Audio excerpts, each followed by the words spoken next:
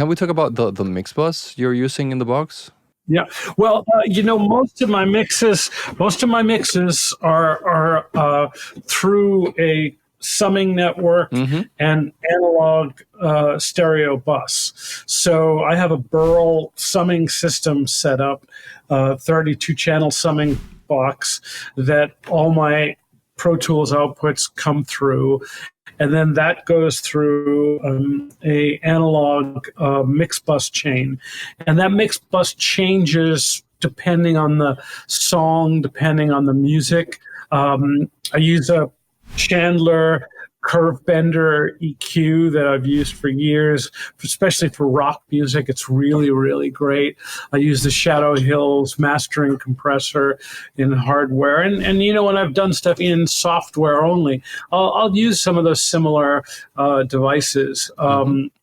Sometimes for more rock music, the Allen Smart C2, the SSL style compressor, is great because it manages the mid-range in a really nice way. So I'll use that for more rock things. Sometimes if I need a touch of EQ on the back end, I'll use an API 550 to get a little bit more 15K or something on the mix. I have an SSL Fusion here, which I use often on the mix, but the only thing I really use from it is a little bit of saturation and a little bit of MS widening.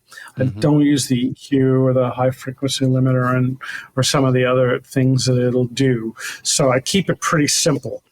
And, part of the thing is that I've got to use devices, since those are in the analog world, I've got to use devices that have click stops, detents on the pots, so I can recall the mixes. So when it comes to doing a mix, I've got to keep my stereo bus, as consistent as possible, and I take pictures of every song, and then I've got to, click stop, put everything back for the next song. So I'm always taking clear photographs and recalling things old school. But doing stuff in the box, I guess I am using very similar kind of techniques. To watch the full video, click the link below. And don't forget to subscribe.